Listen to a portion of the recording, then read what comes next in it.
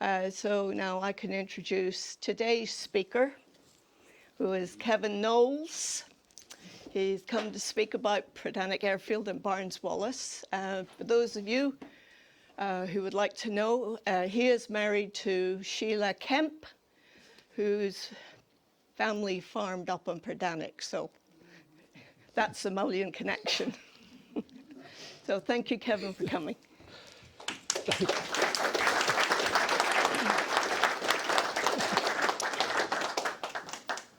Thank you for the introduction. Before I start, can you hear me all right in the far corners without the microphone? Yep. Okay. Wave at me if I trail off mid-evening. Okay, so Predannack Airfield and Barnes Wallis. So that's two subjects. You've heard my link to one of them, which I'll come back to in a minute. I'm going to claim a family connection with Barnes Wallis as well, but it's very tenuous. So if you go back to the mid-1950s, my parents, having married, moved from their native Staffordshire down to Weybridge in Surrey because my father was taking up a job with Vickers Armstrong Aircraft there. And at that time, Barnes Wallis was working for Vickers Armstrong Aircraft. Some of his time he was at Predannack, the rest of the time he was at Weybridge. There is no evidence that I have heard from my father that he ever came across Barnes Wallis. He never even mentioned that they worked for the same company. But Dad was an electrical engineer working on cabin wiring layout on the Vanguard, and Barnes Wallis was the head of research on a wacky ideas department. So there's no reason that they should have come across each other. Anyway, if you fast forward a couple of decades to the mid-1970s, I had the good fortune to go to Exeter University to read engineering, and there I bumped into a young chemistry student who turned out to be a farmer's daughter from Predannack. And before the 70s were out, we were married in Mullion Chapel and have been coming back ever since. And these days, even bringing down cousins from up country as well. So that's my very loose connection to Barnes Wallis and a slightly more recent connection to Predannack. One of the first things that Sheila told me when I visited her family was that Barnes Wallis had worked at Predannack Airfield. And I nodded politely and thought, yeah, okay. And thought nothing more of it, life and jobs getting in the way. But then, I think it was exactly a year ago, we were listening to a talk here on serpentine mining in the Lizard, around the Lizard. And the speaker mentioned Predannack in the context of mining, but as a throwaway remark, mentioned that Barnes Wallis had worked there. And at that point, I suddenly thought, what was he doing? And by that time, I was a retired aeronautical engineer as opposed to being paid to do anything like that. So I thought, be interesting, at least to me, and possibly to some of you, to find out what he was doing. So there is a plan for this evening, which I will roughly stick to. So I'll start by talking about Predannack Airfield, how it came about, what happened there, only in outline. I'll then give you Barnes Wallis's biography. I had on my bookshelf at home his biography written in the early 1970s, and I've read that. So I'm going to tell you about it, not in intimate detail, but quite a lot. Just because my wife kept mentioning that it'll only be the chaps that'll be interested in the aeroplane stuff, I think she said. So I've put in some biography stuff for everybody. And then I'll get to what Barnes Wallis did at Predannack. So Predannack Airfield, it was set up during the Second World War. It was the most southerly airfield in the country. They chose to put it on particularly boggy ground, so it took an awful lot of hardcore to build it. The main contractor was a company called Trethowan from Constantine, but also assisted by the RAF. There were four runways, some hangars, administrative and technical buildings. Initially, the officers' mess was in Pelurian Hotel with other accommodation used around the area.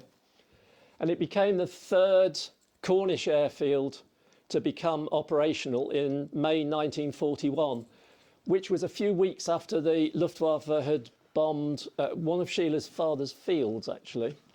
And I think there was a subsequent raid on Predannack Airfield.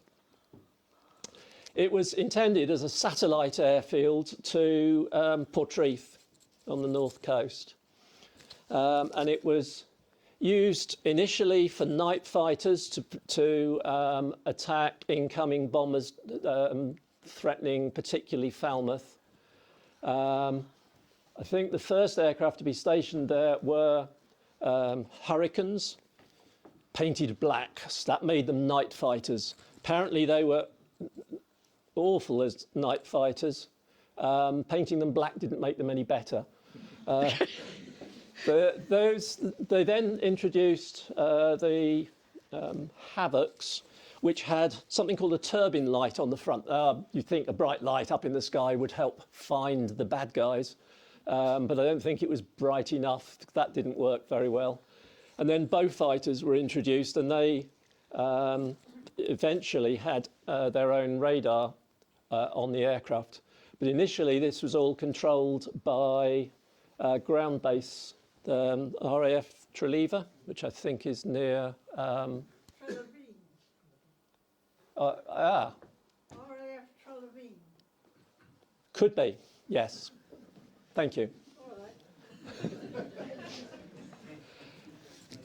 right. There was also Coastal Command, so they were attacking U-boats and defending the western approaches. And occasionally aircraft would use Predannack if they were passing through, so on the way to North Africa, or if they had a failure on their mission and needed to get to land urgently. This was an accident that befell one of the Coastal Command Liberators, which were a large American bomber, although operated by the RAF. You get some idea of the size from that British Standard air crewman. And it was dropping depth charges on a U-boat off the southwest of Ireland, and it had dropped 5. The 6th one bounced off the new boat, exploded in the air and damaged the tailplane on the aircraft, which managed to limp back to Predannack, but not quite to the airfield. They lost control at the last minute, and it broke up on landing, but they all got out safely. So it features in the Imperial War Museum, has a little bit of information on that specific aircraft. And as I say, occasionally the airfield was used for emergency use, including for aircraft as large as the Boeing B-17 Flying Fortress. So that was wartime. 1945, it was put on what was called a care and maintenance contract, effectively mothballed. Which brings us to Barnes Wallis. Famously, the inventor of the bouncing bomb, which I'll say a little bit more about in a moment. He's pictured top right. Well, there are 2 chaps top right. One is Barnes Wallis and one is not Barnes Wallis. So I thought a little audience participation. Who's for Barnes Wallis being the bloke on the left? Who's going... Well, right, good showing. Who's going for the bloke on the right?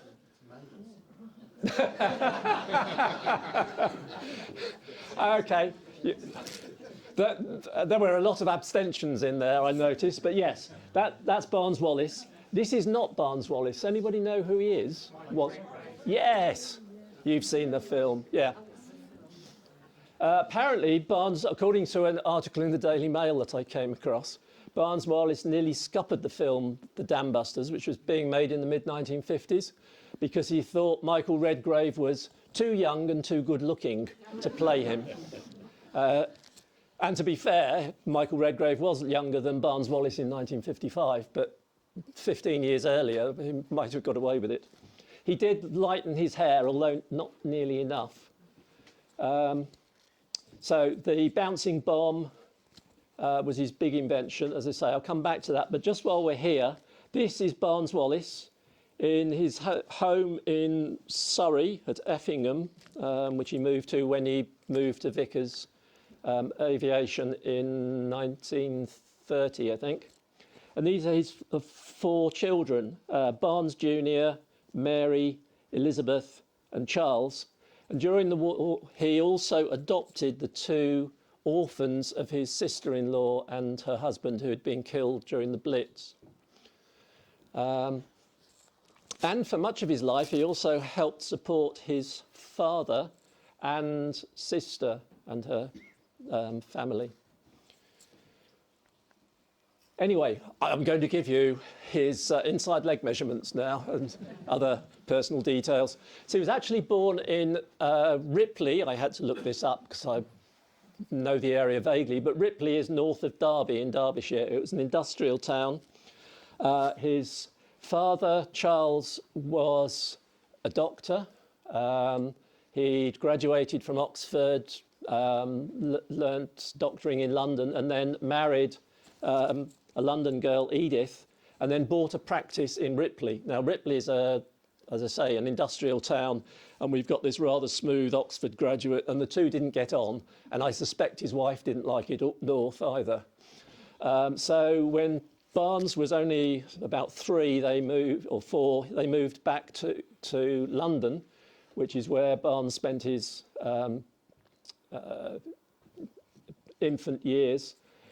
But when the lad was only 5 or 6, his father contracted polio and couldn't walk for the rest of his life. He could apparently ride a 3-wheeler bicycle that somebody fitted up for him, so presumably he had one leg that worked. But it meant that his business didn't really prosper. So when it came to educating Barnes Wallis, the family weren't in a position to send him to the best schools that you could pay for because they didn't have enough money. So they sent him to the best school that you didn't need to pay for, which was Christ's Hospital, which, although it's a public school, uniquely, you can earn too much to send your children there. And I'm not sure if that's still the case, but at the time, there was it had been set up by the City of London to educate deserving boys from poorer families. And Barnes Wallis passed the entrance exam and went there. At the time, it was in London. During his 4 years there, it moved to Horsham in Sussex, which is where it currently resides. Anyway, in 1904, he left Christ's Hospital School, having got to the end of his formal education there. He tried applying to London University, but failed the entrance exam because he hadn't been coached in that type of thing. So he took an apprenticeship with an engineering company in London that designed and built ships' engines. Decided he liked shipbuilding so much that he transferred his apprenticeship to the Isle of Wight to another entirely different company. And he was joined there in 1912 by a young man that he got on with very well, who had worked for Vickers in Barrow. Now, in the early 20th century, Vickers were the biggest armaments manufacturer probably in the world. I think it was in 1901, the Times reported that the Royal Navy had just taken delivery of a ship that had been built by Vickers, with armour plating from Vickers, guns from Vickers, the engine from Vickers. So everything was Vickers designed and built. And in 1911, 1912, they were getting into building airships. Zeppelin had been flying airships in Germany for about a decade by then, but nobody in the UK really knew how to design them. And when Vickers pushed this out of its hangar, a gust of wind caught it, which happens. Wind blows quite a lot, and the airship broke its back, which was embarrassing. It was, incidentally, it was called, officially it was called His Majesty's Airship Number 1. In the press, it was known as the Mayfly, on the grounds that it may fly, and it didn't.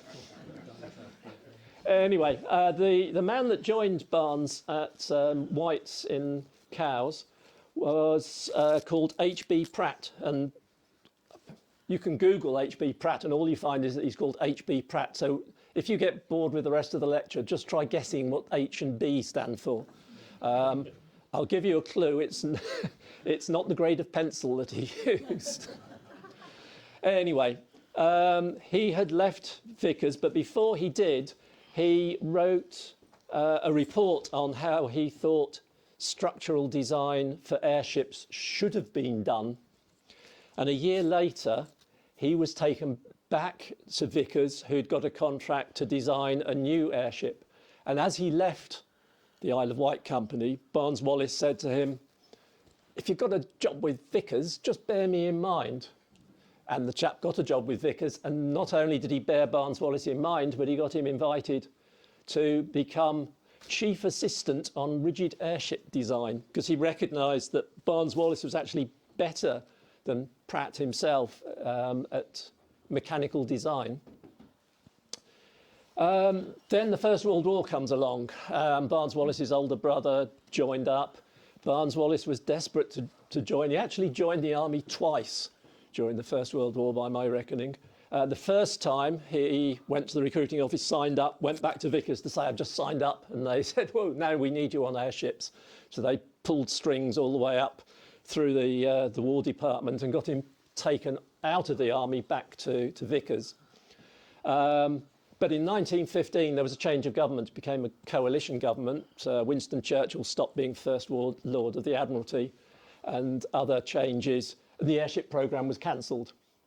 So both Barnes Wallis and this chap Pratt signed up for the army. They joined an outfit called the Artists' Rifles, which sounds very genteel. I'd never heard of it before. And Barnes was posted to an army training camp, I think in Epping Forest, north of London, or in Essex, in an old hotel. And the old hotel had a cesspit drainage system. And by the time you'd bunged a whole load of trainee soldiers in there, so there were a lot of people, it was getting a bit niffy. So Wallis's commanding officer called him in and said, "You're an engineer, aren't you?" "Yes, sir." "Well, design me a sewage system." So Barnes Wallis went off to the British Museum. There wasn't a British Library, I think, at the time. British Museum reading room, spent a couple of weeks there, read up about sewage systems, and went back and designed a system for 1,000 people. He was very proud of this, his greatest engineering achievement to date. Shortly after which, he got pulled back to Barrow to work for Vickers, initially as a sub-lieutenant in the Royal Navy Volunteer Reserve. But pretty soon he was pulled out of the Navy because it looked better working as a civilian with other civilians.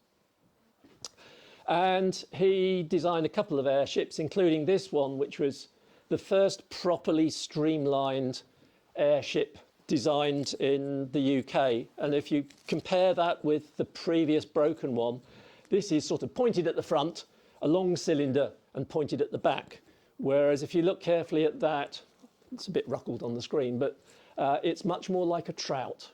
And trouts are really good for low drag, and still are.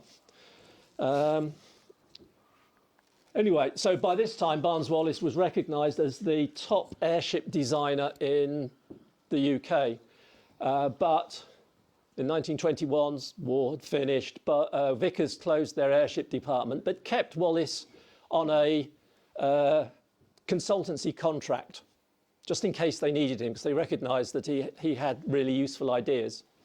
But they didn't keep him very busy, so during that time he did a part-time University of London external BSc in 5 months. When I was a lad, it took 3 years to do that, but anyway.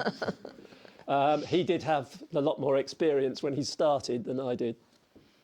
But then that contract was closed. They didn't have enough money to keep him even on a consultancy basis. So he went off to a private school in Switzerland to teach maths. And he did that because he wanted to improve his French. And he wanted to improve his French so that he could come back to Vickers in the sales department, because that's where the money is, because you get a percentage of any contracts that you sign up. During that time, he started writing to so his mother had died at the age of 52. His father eventually remarried. His stepmother had a niece called Molly, who was 17 at the time. Barnes Wallis was 34. And he started writing to her. And being an old romantic, he started writing maths tutorials, as you do. Yeah. I didn't do that, did I, dear? No. No. Molly's father was not keen on this old man, who was white-haired by the time he was 34, wooing his daughter. But she wanted to be a nurse, which is why, and she was struggling with maths. So he did allow them to continue the maths tutorials. And eventually they married. By the time she was 21, in the late 1920s, they married. But in 1924, there was a Labour government, a new Labour government, the first Labour government. And they announced that they were going to start a national airship programme. Not only that, but the government was going to design this new airship, which they called the R101. Vickers said, hang on, we've got all the experts on airships. So they said, oh, well, all right, you can design your own airship.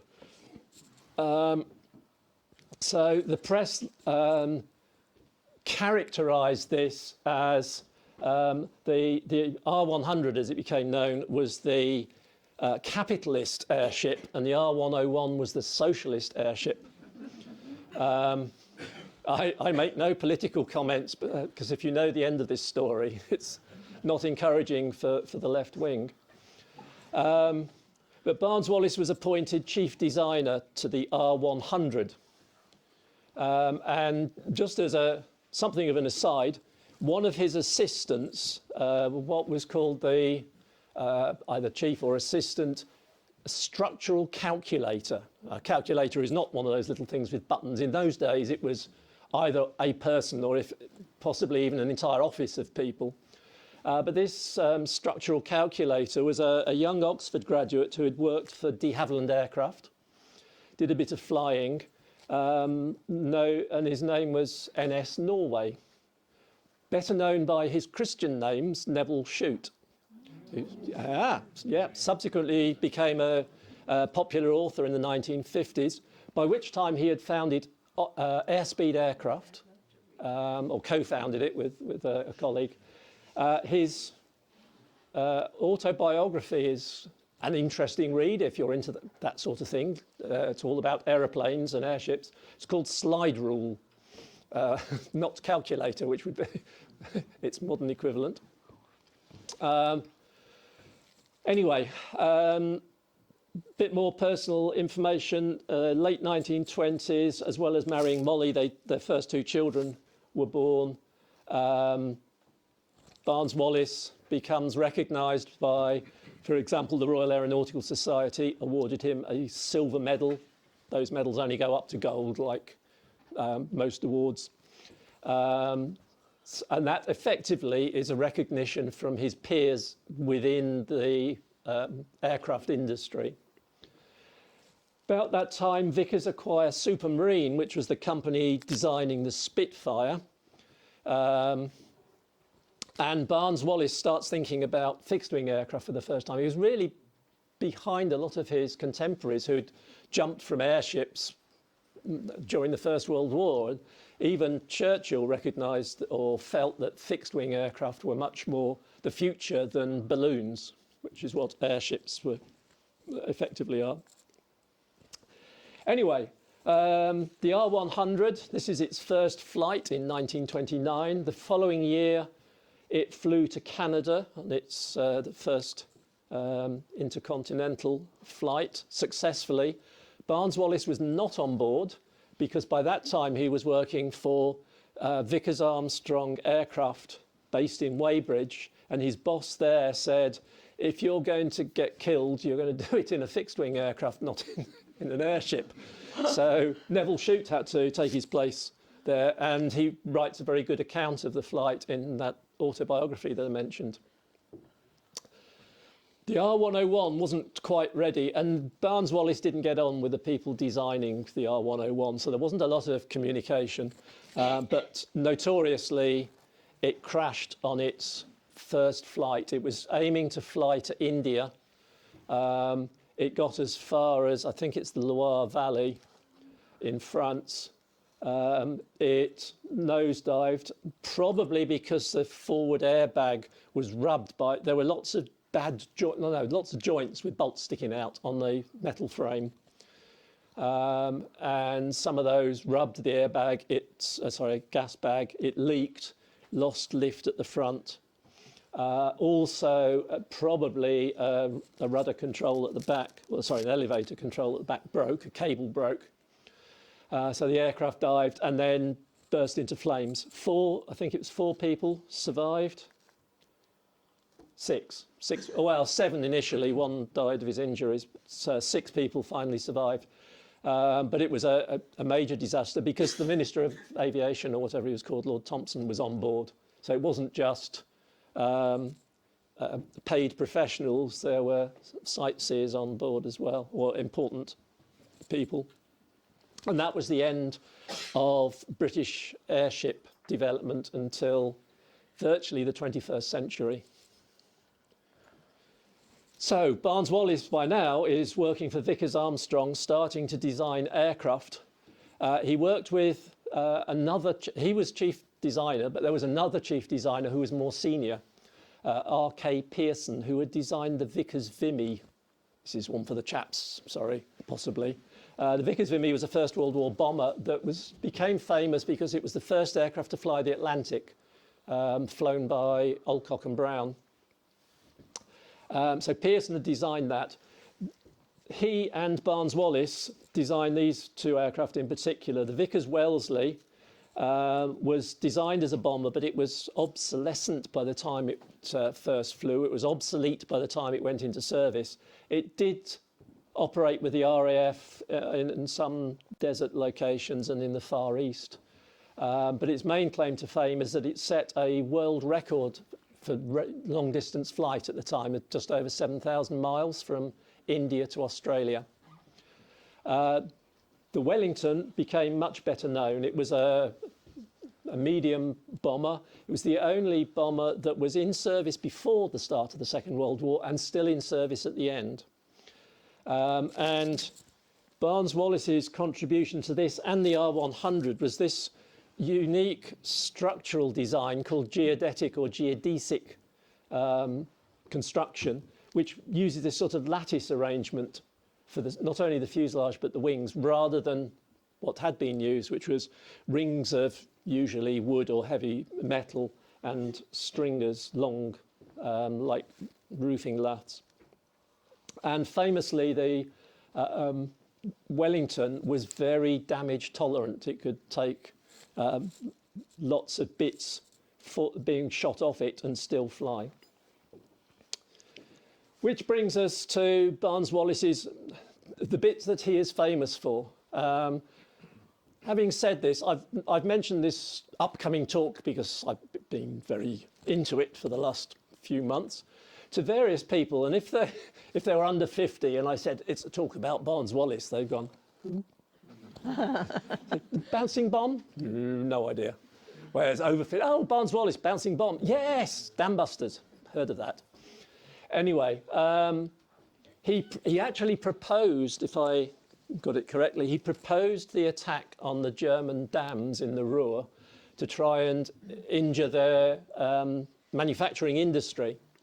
But those dams were all protected by what are called torpedo nets. So there's effectively steel nets that will stop a traditional torpedo from penetrating them and exploding against the dam. So he came up with the idea of a bouncing bomb which would skip along the water like a flat pebble that you get down at Plurian, bounce over the netting. Then when it hits the dam, it sinks and then explodes. So actually, it wasn't really a bomb, it was a depth charge. And this is one from the trials off Chesil Beach. It was recovered from the Fleet, which is the lagoon behind Chesil Beach, which is full of swans these days. Initially, he really wanted spheres, but it got to the point with the big bombs that the Lancasters were going to carry that he was told there wasn't enough large steel sheeting to make a sphere that big. So that ended up being a cylinder. They needed to be spun, just as when you skim your stone, you really want to spin it. And initially, it was spun with what you would call topspin. So it's rotating that way whilst it's going that way. This is an arm-waving demonstration. But then one of his colleagues, called George Edwards, who subsequently became managing director of not only Vickers Armstrong, but later British Aircraft Corporation, he was a keen tennis player, and he said, how about backspin? So spin it the other way, keeps it up in the air better, and also keeps it against the face of the dam when it arrives. And what you probably can't see is that there's a chain drive to provide this spin. It was something like 400 revs per minute, so it's quite a lot of spin. But it wasn't only the bouncing bomb that Barnes Wallis developed, but also these bombs, the Tall Boy and the Grand Slam, which were very, high speed, very large bombs, one of which was used to sink the Tirpitz, which was a German battleship. But going back to the bouncing bomb, there is a bit of a local connection, of course. The Dambusters 617 Squadron was led by squadron leader Guy Gibson, who I was going to call a local boy, but technically he was born in India. His parents, when they divorced, his mother brought her 3 children back to her native Cornwall. She came from Porthleven. But they settled in Penzance, which is where Guy Gibson went to junior school, infant school. He subsequently went to St Edward's School in Oxford and then joined the Air Force. And in fact, there's a plaque to him on the Institute building in Porthleven, and there's a Gibson Way right at the top on your way out to back to Helston. Anyway, the upshot of the Dambusters raid was that Barnes Wallis was really upset by the number of people that were killed, lost their lives during that raid. And in his subsequent post-war work, he stubbornly refused to use test pilots. He insisted on using large-scale models, and essentially that's what he was doing at Predannack. So 1945, bit of a mixed year. He's the first engineer ever to be elected to Fellowship of the Royal Society. He was awarded a medal by the Institution of Civil Engineers, which is for exceptional contribution to research in engineering. But his father dies that year. He was offered the position within Vickers as head of an independent research outfit based at Weybridge. I should have clarified, I am saying Weybridge, not Wadebridge. They are several hundred miles apart. But in 1946, he writes a report, which you have to go to Churchill College, Cambridge to read it, and sorry I haven't done that. I'll just read the title, though, because that'll be enough for a polite evening. The application of the aerodynamic properties of three-dimensional bodies to the stabilisation and control of aerodynes. I thought you'd be pleased I'd read that out. Essentially, what he proposes in that is that you don't need, or he felt you didn't need, all these traditional controls that you have on classic aircraft. So elevators and a tailplane, which provide the up and down pitching and stability in that direction. The ailerons, which give you the banking or rolling ability of the aircraft. He reckoned that could all be done with a suitably shaped body with wings, it's more hand waving folks, that could be swept variably, different amounts. And that's what he then set about proving, first of all, theoretically, but then with wind tunnel experiments and then large-scale model experiments.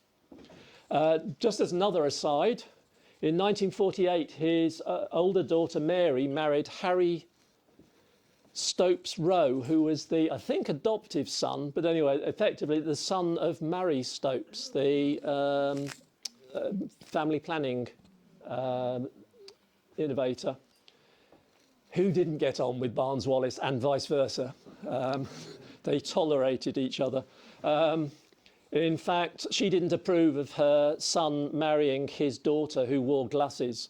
And she wrote to him and said, no, I've got 3 much better candidates who are genetically more suited. Words to that effect.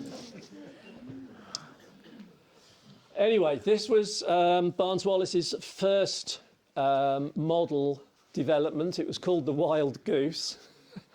Somebody had a sense of humour. So this is what they're chasing.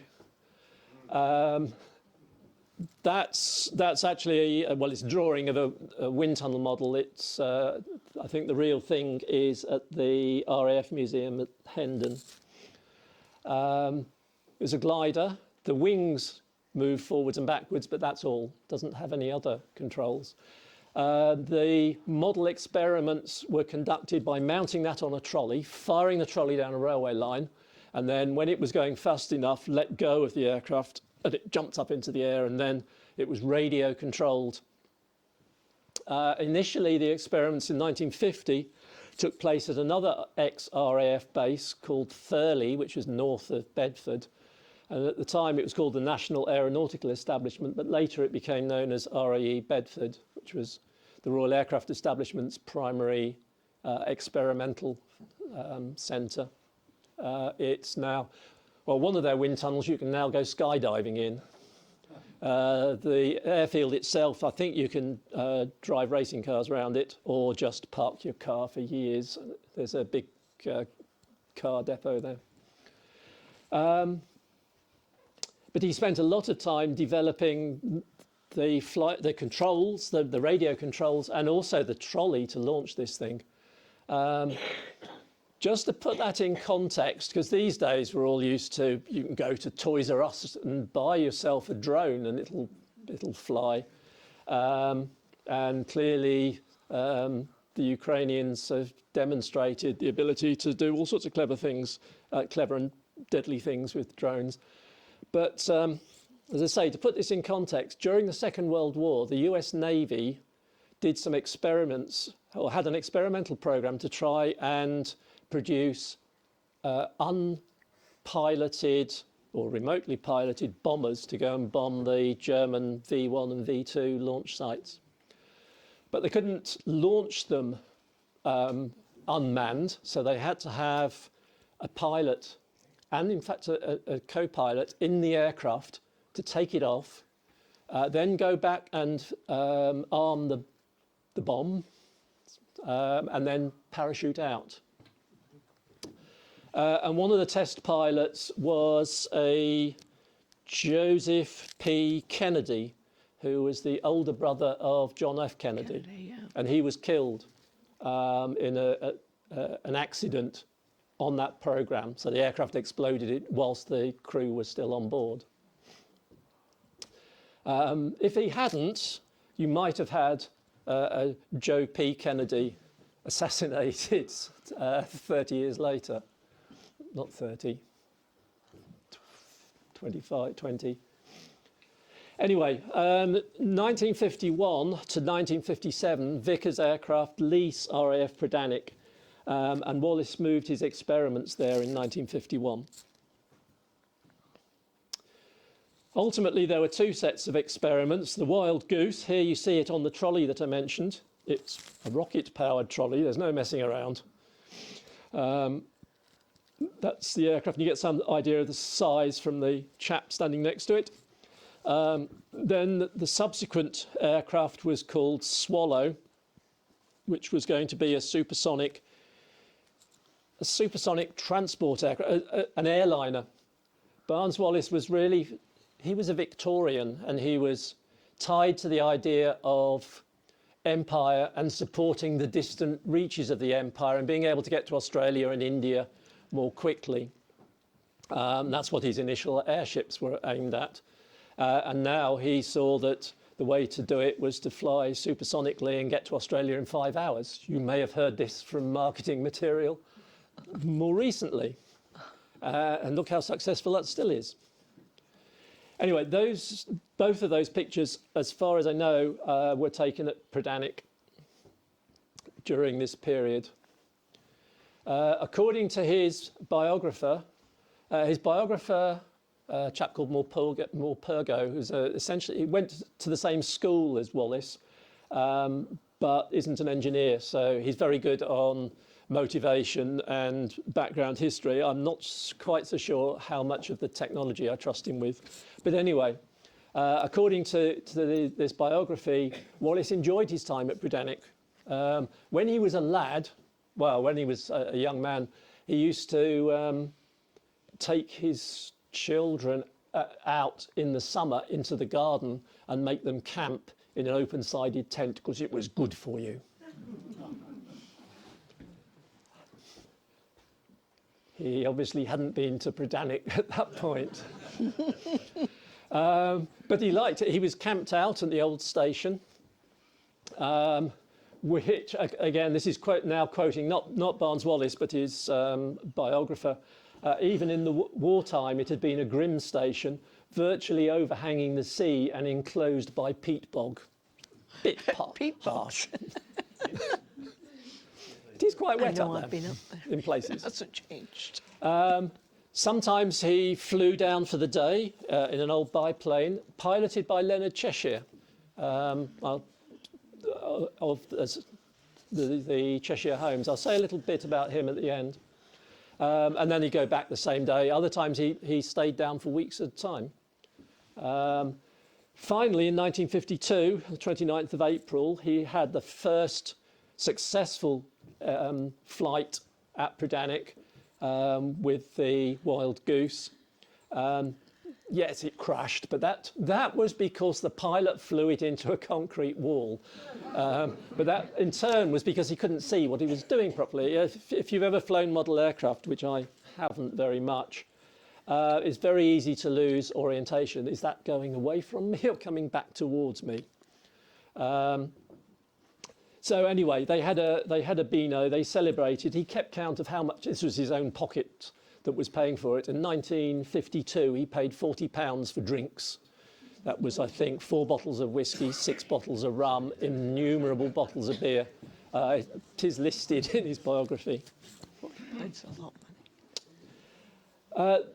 As I say, the Swallow was intended to be a supersonic, initially airliner, but then a requirement came up for a bomber. And if there's a requirement, there's money. He tried to talk to BOAC about a supersonic airliner, and the chairman of BOAC at the time was on holiday in Sicily, took Barnes Wallis over there. Barnes Wallis had a great time, but didn't get any money other than a holiday in Sicily.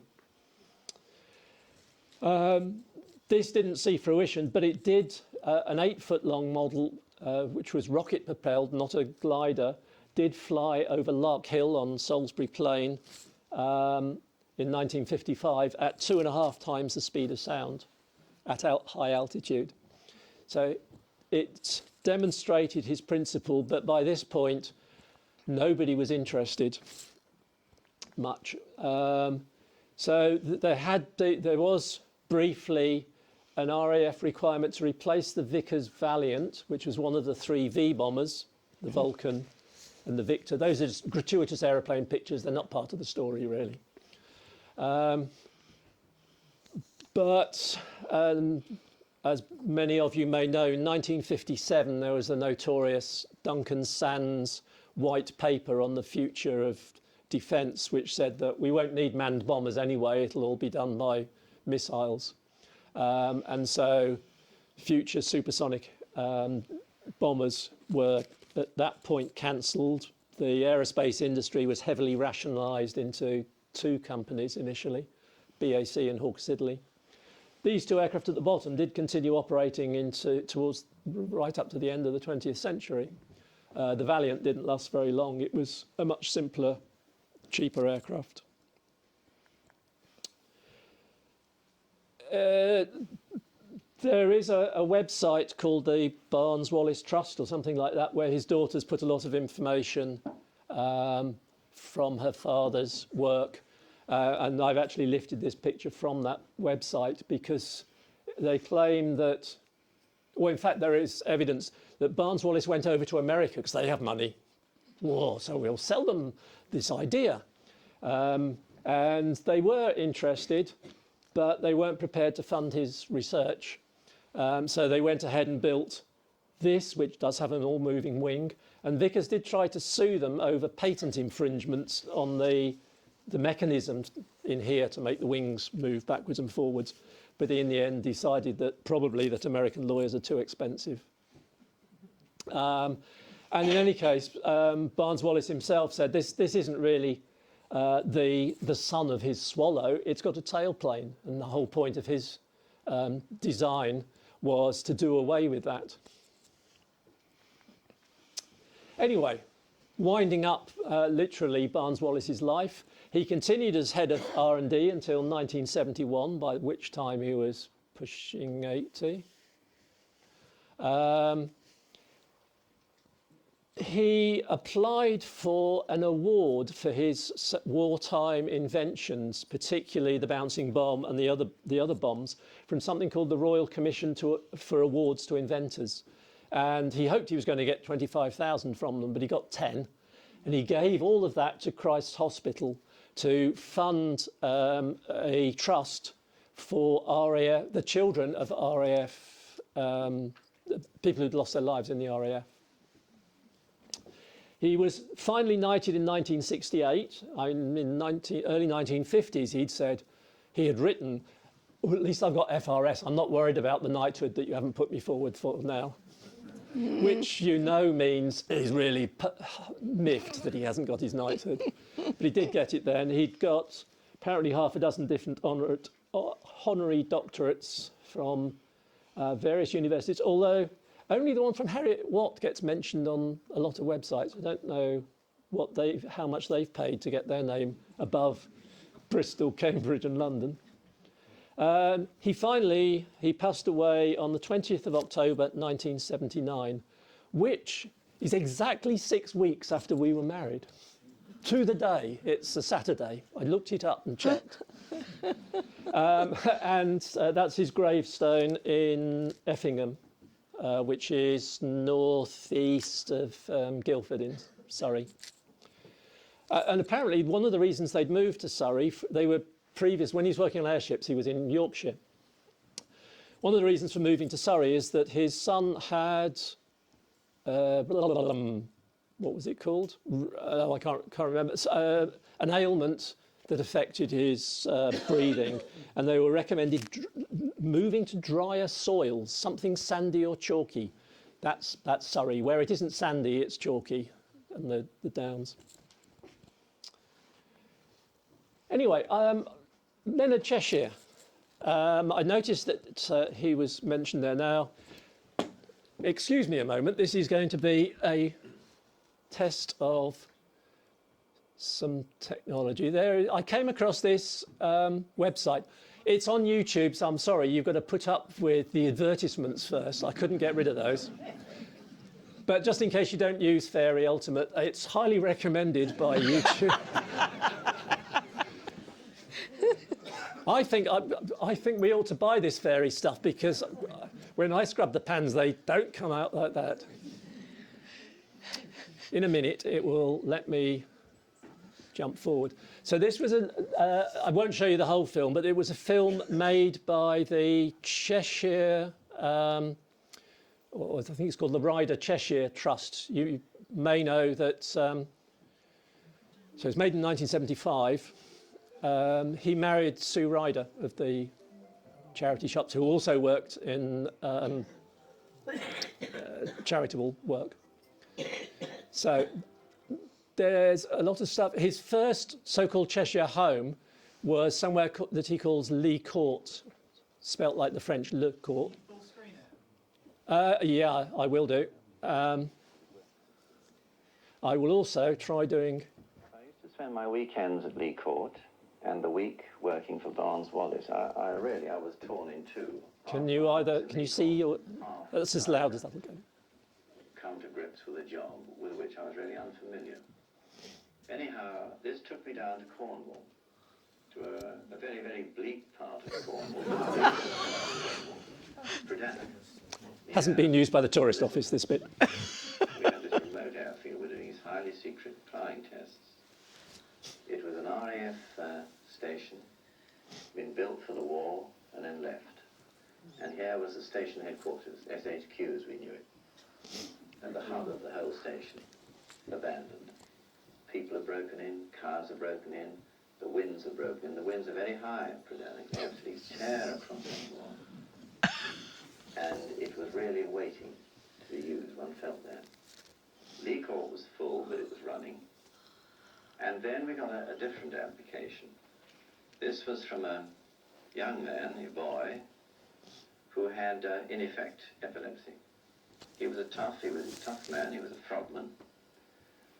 And he had no family, and he said, whenever I get into a boarding house, when they find out what's the matter with me, they turn me out.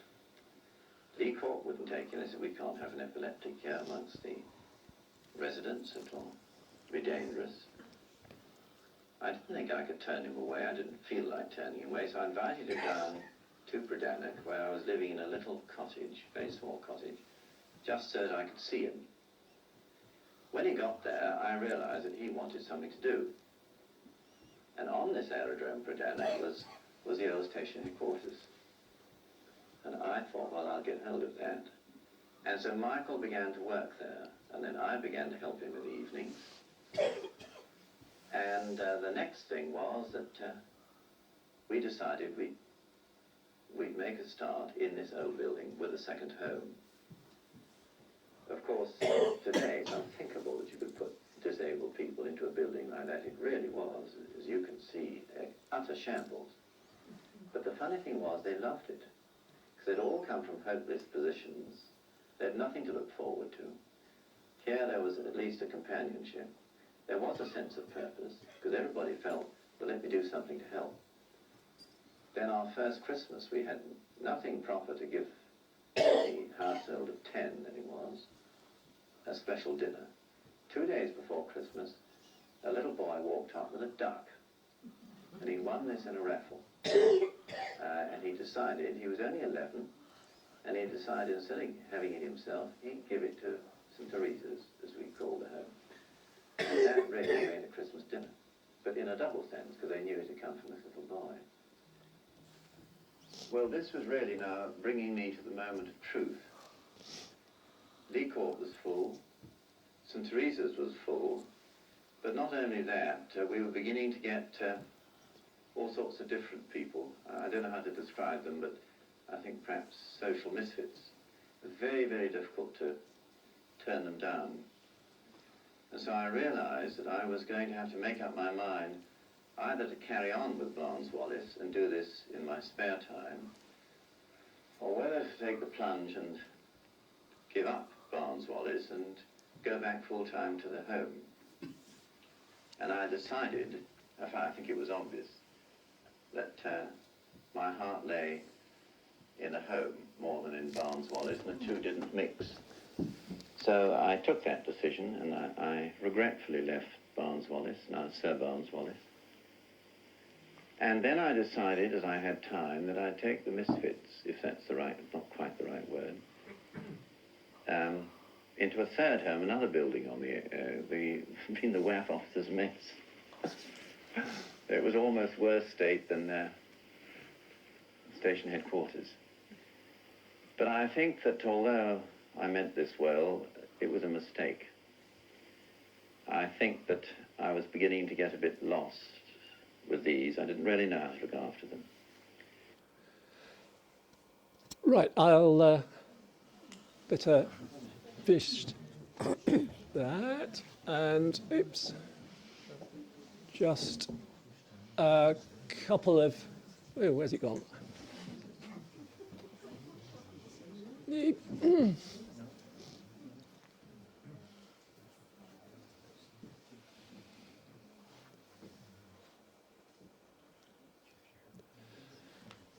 Okay, just to finish off.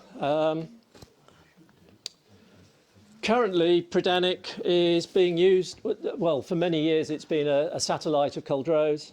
Currently it's being used for drone development, and they're claiming a number of, the Navy, a number of original developments. This aircraft, Proteus, I think it's called, is entirely autonomous. It flies without anybody telling it where to go. It works out where to go, as long as it knows why it's going.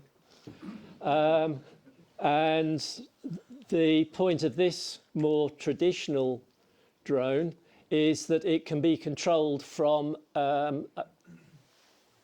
helicopter in the air, so it can support helicopter operations.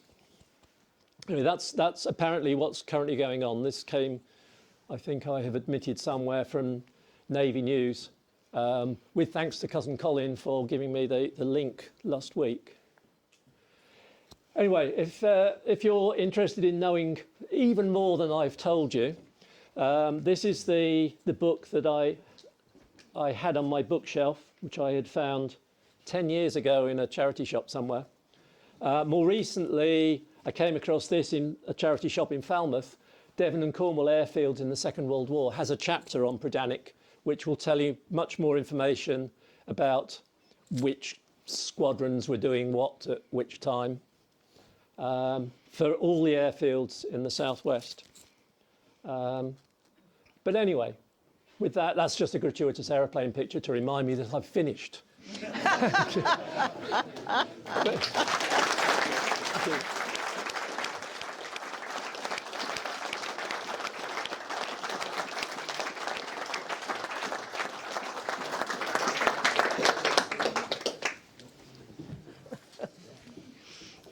And I will be happy to answer any questions, preferably easy ones, but you can try difficult ones. I have to thank you very much for your talk, and that you made it understandable for a non-aeronautical engineer. It sounds like a very interesting character, and you did some very important work. So, and we just thank Kevin again. Thank you very much for us.